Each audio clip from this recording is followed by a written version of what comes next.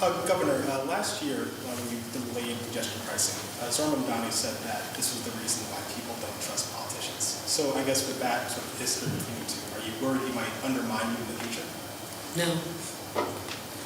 No, that was the assessment of a number of people who just didn't know me well enough that when I said it's a pause, it was a pause. I'll grant that people didn't know me as well as they do now, because when I say it's a pause, it is a pause. And I was able to do what I wanted to do because I've been focused on affordability for the last 4 years. I didn't want New Yorkers to have to pay $15. I thought it was too high. I worked hard to drive it down 40%, but I had to wait for months to get permission from the Biden administration because they had already given the permission at the 15, and we had to show a path forward into future years. That's what you have to do. So, no, I can move on from that. Certainly worse things have been said about me, and I have moved on. Give you a whole list of people.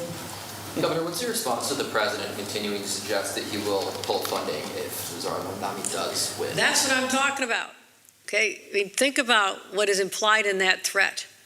That if one person is elected mayor and not a different person, that he's going to threaten to withhold federal dollars despite how much we send as New Yorkers into the federal coffers. He'll withhold it from us. So I'm accurate in what I'm saying here. This is not an idle threat. You know, he's saying that he's watching closely, going to keep an eye on things and possibly threaten us. I would encourage him not to do that. I would encourage him to let the election play out fairly, without interference.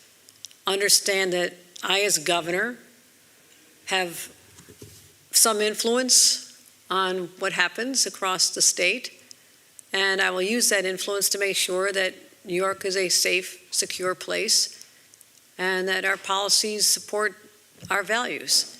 And I can get there with Zohran Mamdani, which is why I endorsed him.